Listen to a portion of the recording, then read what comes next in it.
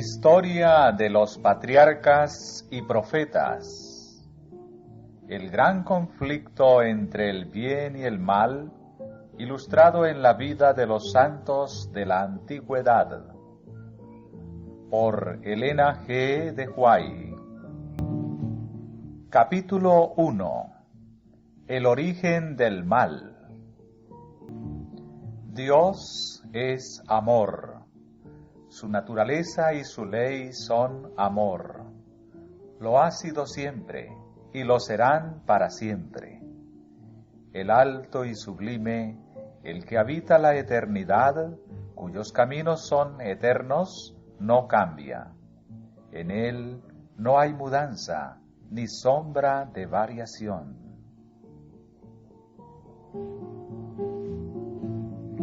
Cada manifestación del poder creador es una expresión del amor infinito.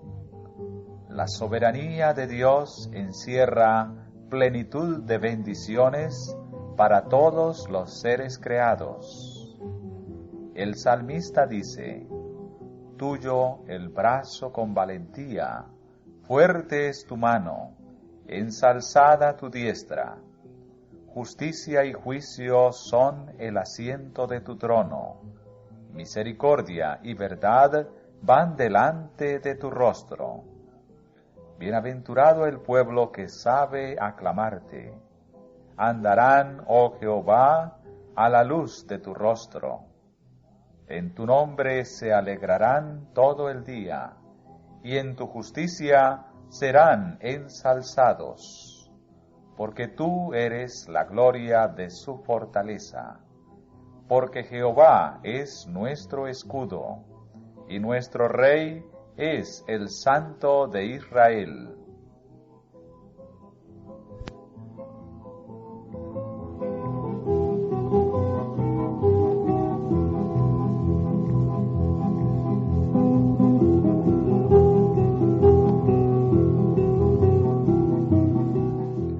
La historia del gran conflicto entre el bien y el mal, desde que principió en el cielo hasta el final abatimiento de la rebelión y la total extirpación del pecado, es también una demostración del inmutable amor de Dios.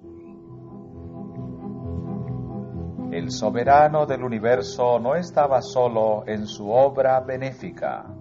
Tuvo un compañero, un colaborador que podía apreciar sus designios y que podía compartir su regocijo al brindar felicidad a los seres creados.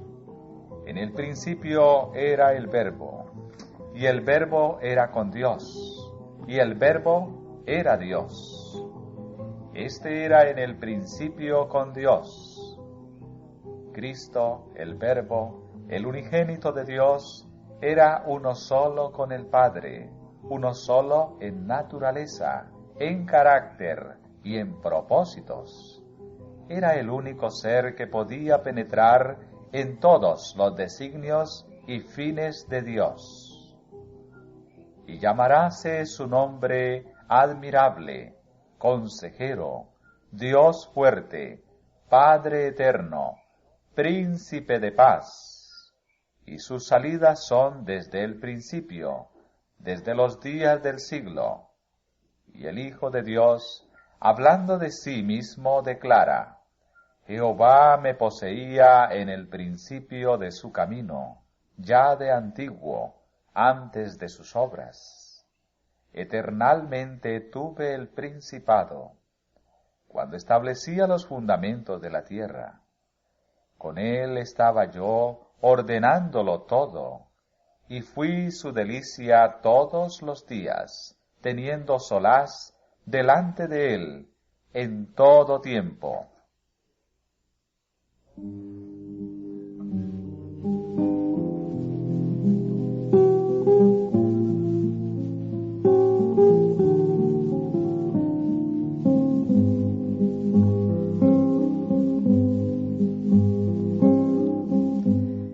Padre obró por medio de su Hijo en la creación de todos los seres celestiales. porque por él fueron criadas todas las cosas, sean tronos, sean dominios, sean principados, sean potestades. Todo fue creado por él y para él. Los ángeles son los ministros de Dios, que, irradiando la luz que constantemente dimana de la presencia de él y valiéndose de sus rápidas alas, se apresuran a ejecutar la voluntad de Dios. Pero el Hijo, el ungido de Dios, la misma imagen de su substancia, el resplandor de su gloria y sostenedor de todas las cosas, con la palabra de su potencia, tiene la supremacía sobre todos ellos. Un trono de gloria excelso desde el principio era el lugar de su santuario, una vara de equidad, el cetro de su reino. Alabanza y magnificencia delante de él, fortaleza y gloria en su santuario. Misericordia y verdad van delante de tu rostro.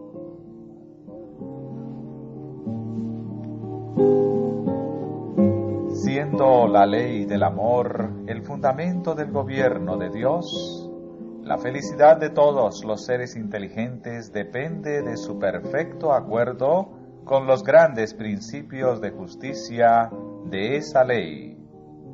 Dios desea de todas sus criaturas el servicio que nace del amor, de la comprensión y del aprecio de su carácter. No haya placer en una obediencia forzada y otorga a todos libre albedrío para que puedan servirle voluntariamente.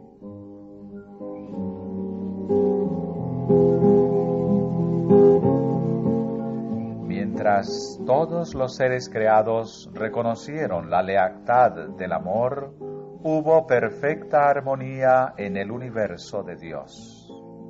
Cumplir los designios de su Creador era el gozo de las huestes celestiales. Se deleitaban en reflejar la gloria del Todopoderoso y en alabarle, y su amor mutuo fue fiel y desinteresado, mientras el amor de Dios fue supremo. No había nota discordante que perturbara las armonías celestiales. Pero se produjo un cambio en ese estado de felicidad. Hubo uno que pervirtió la libertad que Dios había otorgado a sus criaturas. El pecado se originó en aquel que, después de Cristo, había sido el más honrado por Dios y que era el más exaltado en poder y en gloria entre los habitantes del cielo. Lucifer, el hijo de la mañana, era el principal de los querubines cubridores, santo e inmaculado. Estaba en la presencia del gran Creador, y los incesantes rayos de gloria que envolvían al Dios eterno caían sobre él. Así ha dicho el Señor Jehová: tú echas el sello a la proporción, lleno de sabiduría y acabado en hermosura. En Edén, en el huerto de Dios estuviste, toda piedra preciosa fue tu vestidura. Tú, querubín grande, cubridor, y yo te puse. En el santo monte de Dios estuviste, en medio de piedras de fuego has andado. Perfecto eras en todos tus caminos, desde el día que fuiste criado hasta que se halló en ti maldad.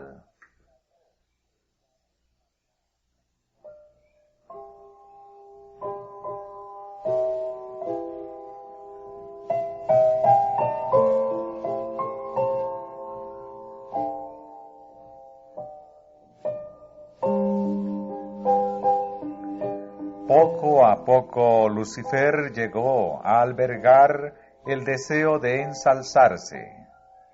Las Escrituras dicen: enaltecióse tu corazón a causa de tu hermosura, corrompiste tu sabiduría a causa de tu resplandor. Tú que decías en tu corazón: junto a las estrellas de Dios ensalzaré mi solio, y seré semejante al Altísimo. Aunque toda su gloria procedía de Dios, este poderoso ángel llegó a considerarla como perteneciente a sí mismo. Descontento con el puesto que ocupaba, a pesar de ser el ángel que recibía más honores entre las huestes celestiales, se aventuró a codiciar el homenaje que sólo debe darse al Creador. En vez de procurar el ensalzamiento de Dios como supremo en el afecto y la lealtad de todos los seres creados, trató de obtener para sí mismo el servicio y la lealtad de ellos. Y codiciando la gloria con que el Padre Infinito había investido a su Hijo, este príncipe de los ángeles aspiraba al poder que sólo pertenecía a Cristo.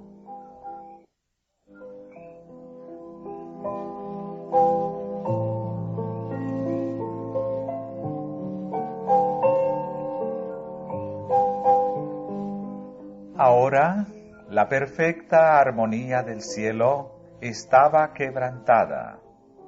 La disposición de Lucifer de servirse a sí mismo en vez de servir a su Creador despertó un sentimiento de honda aprensión cuando fue observada por quienes consideraban que la gloria de Dios debía ser suprema. Reunidos en concilio celestial, los ángeles rogaron a Lucifer que desistiese de su intento. El Hijo de Dios presentó ante él la grandeza, la bondad y la justicia del Creador, y también la naturaleza sagrada e inmutable de su ley. Dios mismo había establecido el orden del cielo y, al separarse de él, Lucifer deshonraría a su Creador y acarrearía la ruina sobre sí mismo. Pero la amonestación, hecha con misericordia y amor infinitos, solamente despertó un espíritu de resistencia. Lucifer permitió que su envidia hacia Cristo prevaleciese y se afirmó más en su rebelión.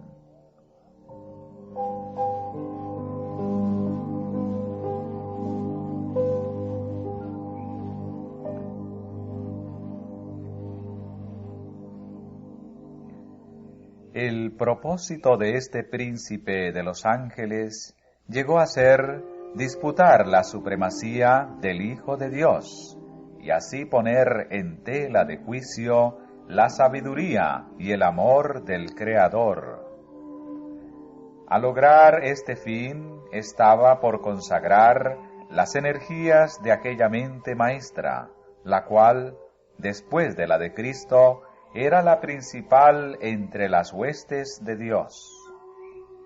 Pero aquel que quiso que sus criaturas tuviesen libre albedrío, no dejó a ninguna de ellas inadvertida en cuanto a los sofismas perturbadores, con los cuales la rebelión procuraría justificarse.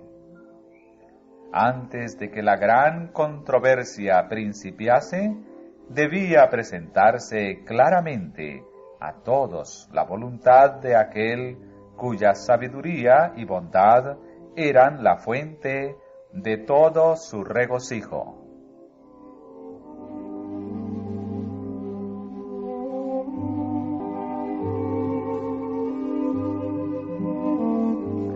El Rey del universo convocó a las huestes celestiales a comparecer ante él, a fin de que en su presencia él pudiese manifestar cuál era el verdadero lugar que ocupaba su Hijo y manifestar cuál era la relación que Él tenía para con todos los seres creados. El Hijo de Dios compartió el trono del Padre y la gloria del Ser Eterno que existía por sí mismo cubrió a ambos. Alrededor del trono se congregaron los santos ángeles, una vasta e innumerable muchedumbre, millones de millones, y los ángeles más elevados, como ministros y súbditos, se regocijaron en la luz que de la presencia de la Deidad caía sobre ellos. Ante los habitantes del cielo reunidos, el Rey declaró que ninguno, excepto Cristo, el Hijo unigénito de Dios, podía penetrar en la plenitud de sus designios y que a éste le estaba encomendada la ejecución de los grandes propósitos de su voluntad. El Hijo de Dios había ejecutado la voluntad del Padre en la creación de todas las huestes del cielo, y a Él, así como a Dios, debían ellas tributar homenaje y lealtad. Cristo había de ejercer aún el poder divino en la creación de la tierra y sus habitantes. Pero en todo esto no buscaría poder o ensalzamiento para sí mismo en contra del plan de Dios, sino que exaltaría la gloria del Padre y ejecutaría sus fines de beneficencia y amor.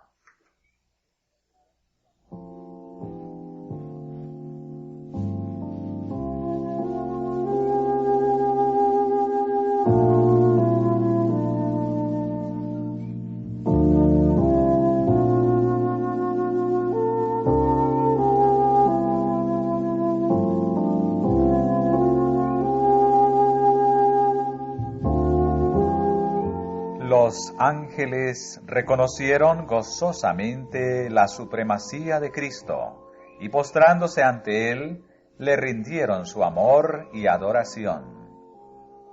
Lucifer se postró con ellos, pero en su corazón se libraba un extraño y feroz conflicto. La verdad, la justicia y la lealtad luchaban contra los celos y la envidia. La influencia de los santos ángeles pareció por algún tiempo arrastrarlo con ellos.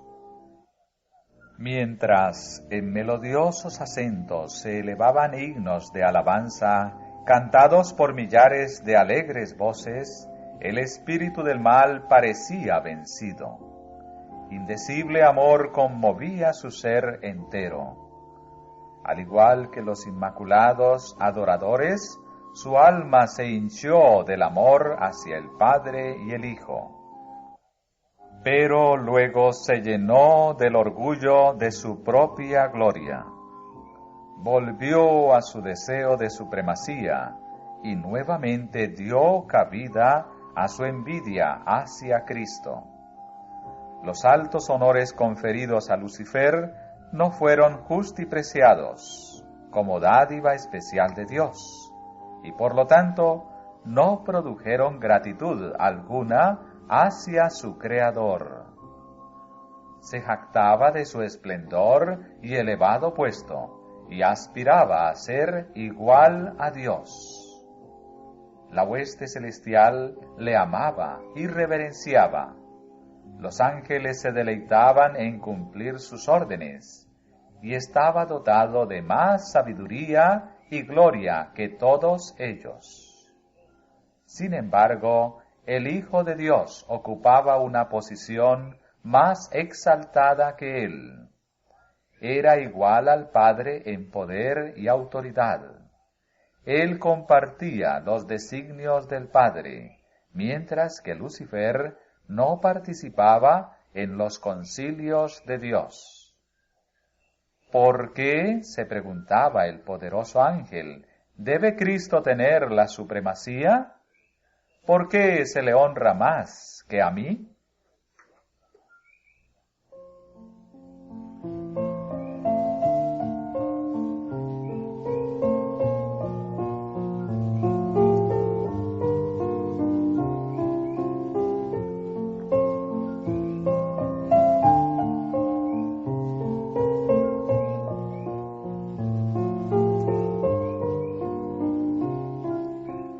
Abandonando su lugar en la inmediata presencia del Padre, Lucifer salió a difundir el espíritu de descontento entre los ángeles.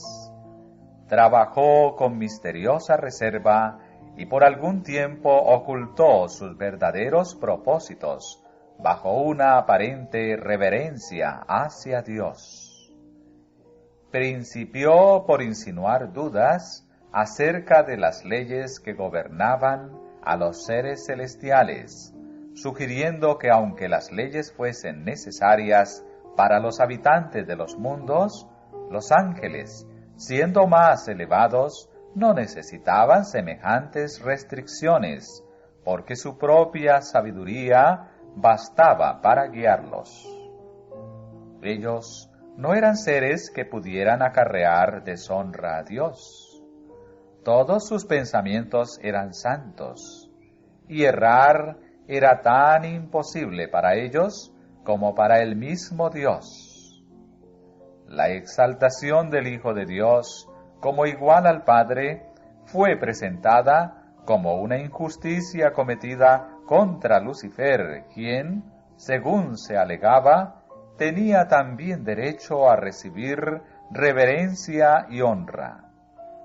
Si este príncipe de los ángeles pudiese alcanzar su verdadera y elevada posición, ello redundaría en grandes beneficios para toda la hueste celestial, pues era su objeto asegurar la libertad de todos. Pero ahora, aún la libertad que habían gozado hasta ese entonces concluía, pues se les había nombrado un gobernante absoluto, y todos ellos tenían que prestar obediencia a su autoridad. Tales fueron los sutiles engaños que por medio de las astucias de Lucifer cundían rápidamente por los atrios celestiales.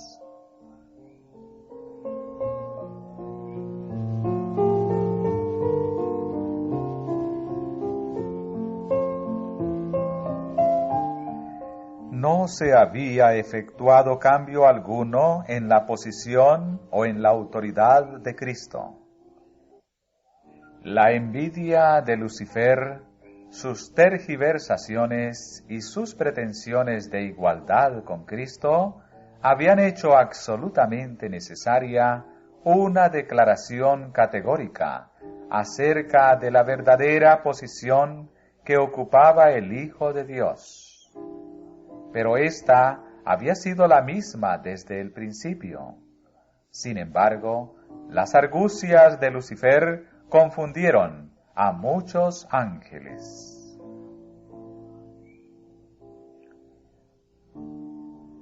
Valiéndose de la amorosa y leal confianza depositada en él por los seres celestiales que estaban bajo sus órdenes, había inculcado tan insidiosamente en sus mentes su propia desconfianza y descontento, que su influencia no se discernía. Lucifer había presentado con falsía los designios de Dios, interpretándolos torcida y erróneamente, a fin de producir disensión y descontento. Astutamente inducía a sus oyentes a que expresaran sus sentimientos. Luego, cuando así convenía a sus intereses, repetía esas declaraciones en prueba de que los ángeles no estaban del todo en armonía con el gobierno de Dios. mientras aseveraba tener perfecta lealtad hacia Dios, insistía en que era necesario que se hiciesen cambios en el orden y las leyes del cielo para asegurar la estabilidad del gobierno divino. Así, mientras obraba por despertar oposición a la ley de Dios y por inculcar su propio descontento en la mente de los ángeles que estaban bajo sus órdenes, hacía alarde de querer eliminar el descontento y reconciliar a los ángeles desconformes con el orden del cielo. Mientras fomentaba secretamente el desacuerdo y la rebelión, con pericia consumada aparentaba que su único fin era promover la lealtad y preservar la armonía y la paz.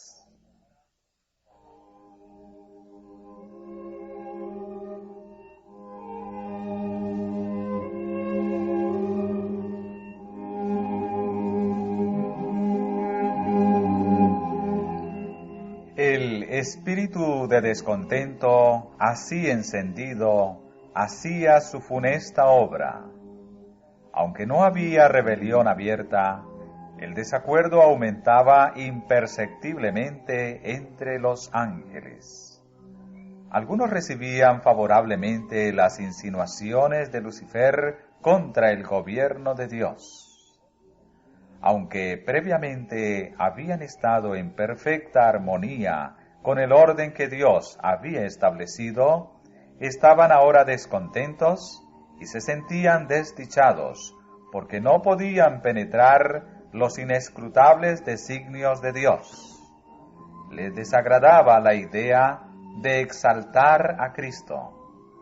Estaban listos para respaldar la demanda de Lucifer de que él tuviese igual autoridad que el Hijo de Dios. Pero los ángeles que permanecieron leales y fieles apoyaron la sabiduría y la justicia del decreto divino, y así trataron de reconciliar al descontento Lucifer con la voluntad de Dios.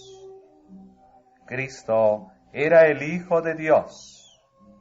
Había sido uno con el Padre antes que los ángeles fuesen creados. Siempre estuvo a la diestra del Padre. Su supremacía, tan llena de bendiciones para todos aquellos que estaban bajo su benigno dominio, no había sido hasta entonces disputada. La armonía que reinaba en el cielo nunca había sido interrumpida. ¿Por qué debía haber ahora discordia? Los ángeles leales podían ver sólo terribles consecuencias como resultado de esta disensión, y con férvidas súplicas aconsejaron a los descontentos que renunciasen a su propósito y se mostrasen leales a Dios mediante la fidelidad a su gobierno.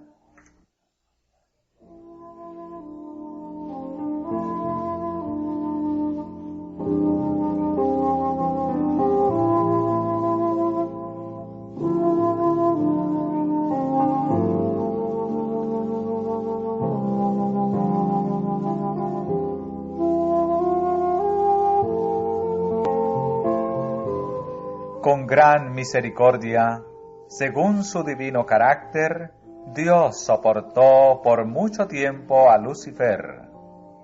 El espíritu de descontento y desafecto no se había conocido antes en el cielo. Era un elemento nuevo, extraño, misterioso e inexplicable. Lucifer mismo, al principio, no entendía la verdadera naturaleza de sus sentimientos. Durante algún tiempo había temido dar expresión a los pensamientos y a las imaginaciones de su mente. Sin embargo, no los desechó. No veía el alcance de su extravío. Para convencerlo de su error, se hizo cuanto esfuerzo podían sugerir la sabiduría y el amor infinitos. Se le probó que su desafecto no tenía razón de ser, y se le hizo saber cuál sería el resultado si persistía en su rebeldía. Lucifer quedó convencido de que se hallaba en el error. Vio que justo es Jehová en todos sus caminos y misericordioso en todas sus obras, que los estatutos divinos son justos y que debía reconocerlos como tales ante todo el cielo. De haberlo hecho, podría haberse salvado a sí mismo y a muchos ángeles. Aún no había desechado completamente la lealtad a Dios. Aunque había abandonado su puesto de querubín cubridor, si hubiese querido volver a Dios, reconociendo la sabiduría del Creador y conformándose con ocupar el lugar que se le asignó en el gran plan de Dios, habría sido restablecido en su puesto.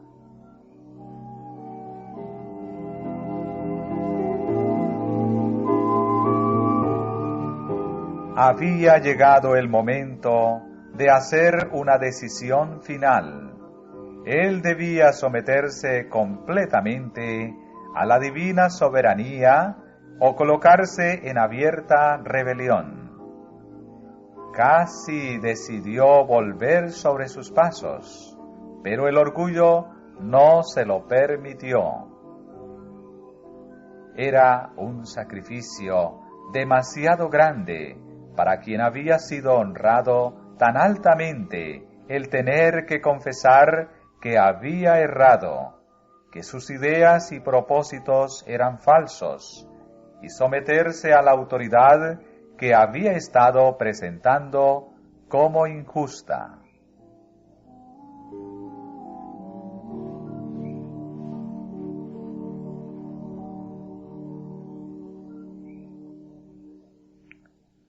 Un creador compasivo, anhelante de manifestar piedad hacia Lucifer y sus seguidores, procuró hacerlos retroceder del abismo de la ruina al cual estaban a punto de lanzarse. Pero su misericordia fue mal interpretada. Lucifer señaló la longanimidad de Dios como una prueba evidente de su propia superioridad sobre él, como una indicación de que el Rey del universo aún accedería a sus exigencias.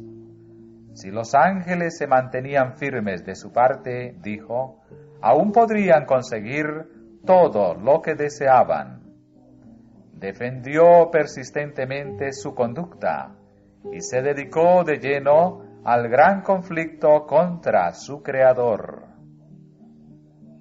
Así fue como Lucifer, el portaluz, el que compartía la gloria de Dios, el ministro de su trono, mediante la transgresión, se convirtió en Satanás, el adversario de Dios y de los seres santos, y el destructor de aquellos que el Señor había encomendado a su dirección y cuidado.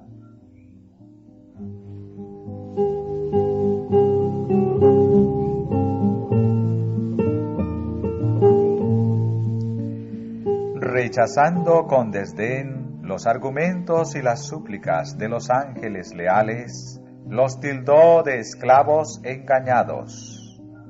Declaró que la preferencia otorgada a Cristo era un acto de injusticia tanto hacia él como hacia toda la hueste celestial, y anunció que desde ese entonces no se sometería a esa violación de los derechos de sus asociados y de los suyos propios. Nunca más reconocería la supremacía de Cristo. Había decidido reclamar el honor que se le debió haber otorgado y asumir la dirección de cuantos quisieran seguirle, y prometió a quienes entrasen en sus filas un gobierno nuevo y mejor, bajo cuya tutela todos gozarían de libertad. Gran número de ángeles manifestó su decisión de aceptarle como su caudillo. Engreído por el favor que recibieran sus designios, alentó la esperanza de atraer a su lado a todos los ángeles para hacerse igual a Dios mismo y ser obedecido por toda la hueste celestial.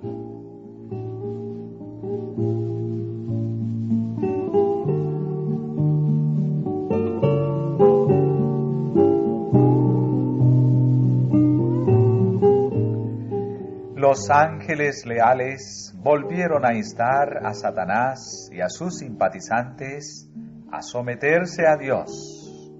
Les presentaron lo que resultaría inevitable en caso de rehusarse.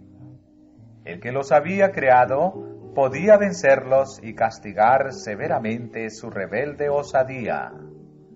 Ningún ángel podía oponerse con éxito a la ley divina, tan sagrada como Dios mismo. Advirtieron y aconsejaron a todos que hiciesen oídos sordos a los razonamientos engañosos de Lucifer, y le instaron a él y a sus secuaces a buscar la presencia de Dios sin demora alguna, y a confesar el error de haber puesto en tela de juicio la sabiduría y la autoridad divinas.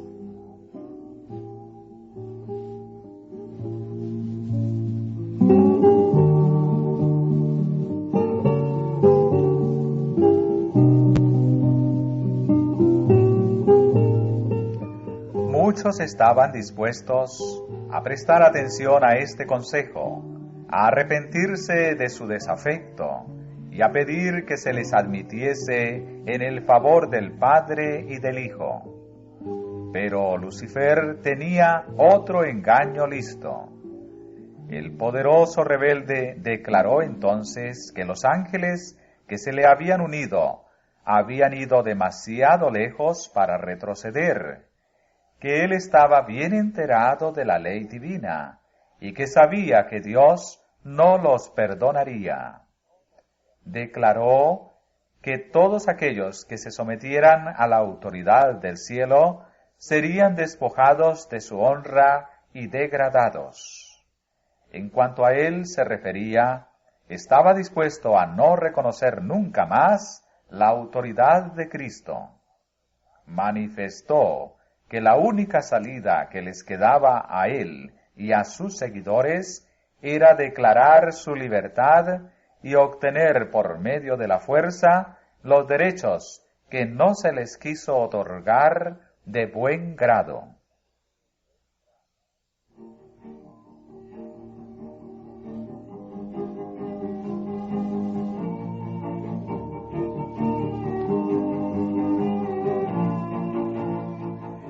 En lo que concernía a Satanás mismo, era cierto que ya había ido demasiado lejos en su rebelión para retroceder. Pero no ocurría lo mismo con aquellos que habían sido cegados por sus engaños. Para ellos el consejo y las súplicas de los ángeles leales abrían una puerta de esperanza, y si hubiesen atendido la advertencia, podrían haber escapado del lazo de Satanás. Pero permitieron que el orgullo, el amor a su jefe y el deseo de libertad ilimitada los dominasen por completo, y los ruegos del amor y la misericordia divinos fueron finalmente rechazados.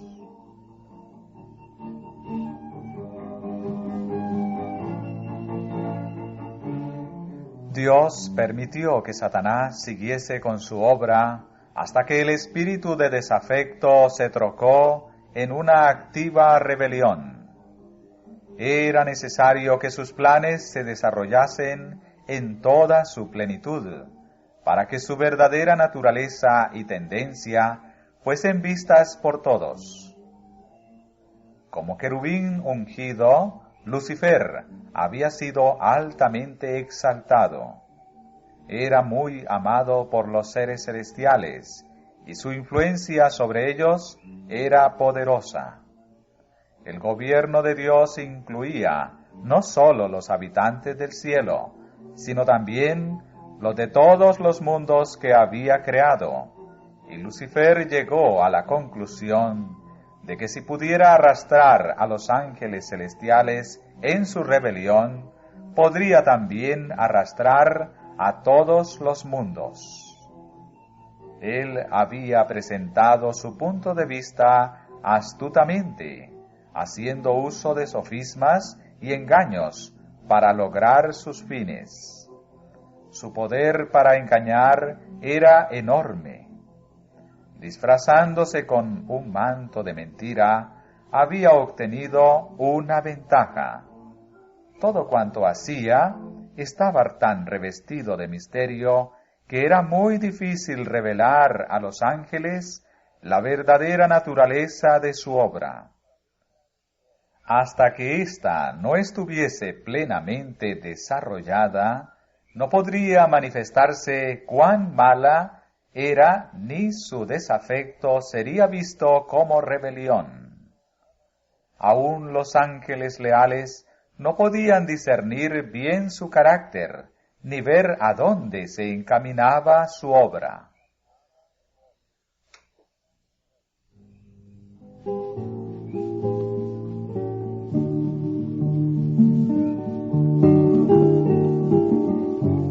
Al principio Lucifer había encauzado sus tentaciones de tal manera que él mismo no se comprometía. A los ángeles, a quienes no pudo atraer completamente a su lado, los acusó de ser indiferentes a los intereses de los seres celestiales. Acusó a los ángeles leales de estar haciendo precisamente la misma labor que él hacía. Su política era confundirlos con argumentos sutiles acerca de los designios de Dios. Cubría de misterio todo lo sencillo, y por medio de astuta perversión ponía en duda las declaraciones más claras de Jehová. Y su elevada posición, tan íntimamente relacionada con el gobierno divino, daba mayor fuerza a sus pretensiones.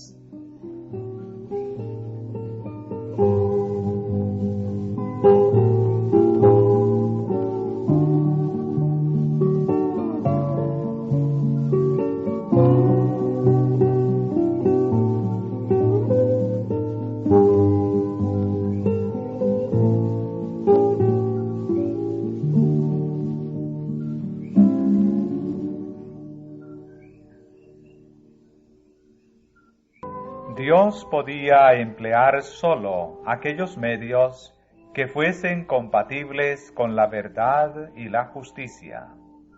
Satanás podía valerse de medios que Dios no podía usar, la lisonja y el engaño. Había procurado falsear la palabra de Dios y había tergiversado el plan de gobierno divino, alegando que el Creador no obraba con justicia al imponer leyes a los ángeles, que al exigir sumisión y obediencia de sus criaturas, buscaba solamente su propia exaltación. Por lo tanto, era necesario demostrar ante los habitantes del cielo y de todos los mundos que el gobierno de Dios es justo y su ley perfecta. Satanás había fingido que procuraba fomentar el bien del universo. El verdadero carácter del usurpador y su verdadero objetivo debían ser comprendidos por todos. Debía dársele tiempo suficiente para que se revelase por medio de sus propias obras inicuas.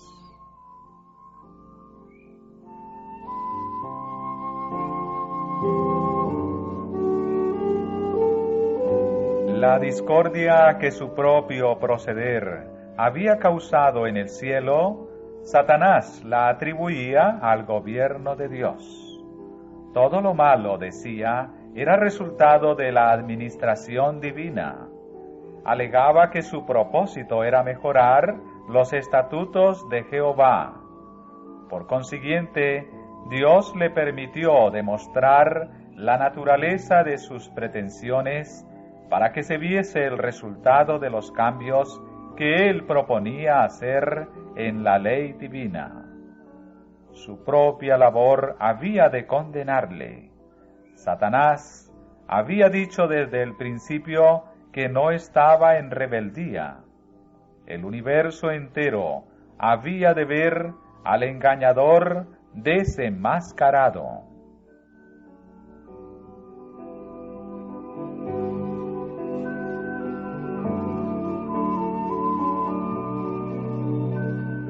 Aunque Satanás fue arrojado del cielo, la sabiduría infinita no le aniquiló, puesto que sólo el servicio inspirado por el amor puede ser aceptable para Dios. La lealtad de sus criaturas debe basarse en la convicción de que Él es justo y benévolo. Por no estar los habitantes del cielo y de los mundos preparados para entender la naturaleza o las consecuencias del pecado, no podrían haber discernido la justicia de Dios en la destrucción de Satanás. Si se le hubiese suprimido inmediatamente, algunos habrían servido a Dios por temor más bien que por amor. La influencia del engañador no habría sido anulada totalmente, ni se habría extirpado por completo el espíritu de rebelión. Para el bien del universo entero, a través de los siglos sin fin, era necesario que Satanás desarrollase más ampliamente sus principios, para que todos los seres creados pudiesen reconocer la naturaleza de sus acusaciones contra el gobierno divino, y para que la justicia y la misericordia de Dios y la inmutabilidad de su ley quedasen establecidas para siempre.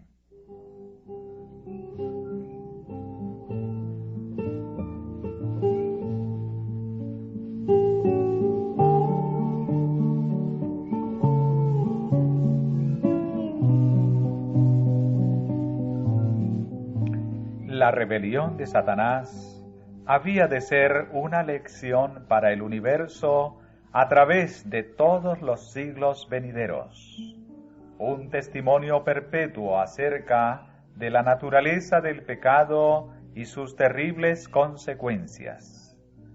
Los resultados del gobierno de Satanás y sus efectos sobre los ángeles y los hombres iban a demostrar qué resultado se obtiene inevitablemente al desechar la autoridad divina.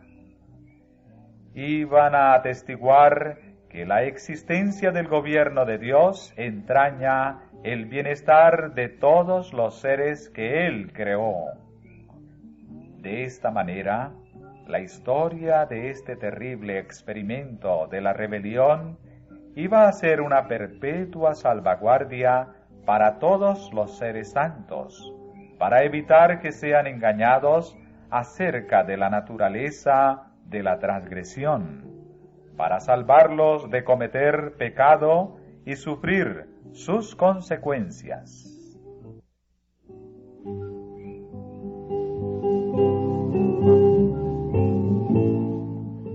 El que gobierna en los cielos ve el fin desde el principio. Aquel en cuya presencia los misterios del pasado y del futuro son manifiestos, más allá de la angustia, las tinieblas y la ruina provocadas por el pecado, contempla la realización de sus propios designios de amor y bendición. Aunque haya nube y oscuridad alrededor de él, justicia y juicio son el asiento de su trono. Y esto lo entenderán algún día todos los habitantes del universo tanto los leales como los desleales.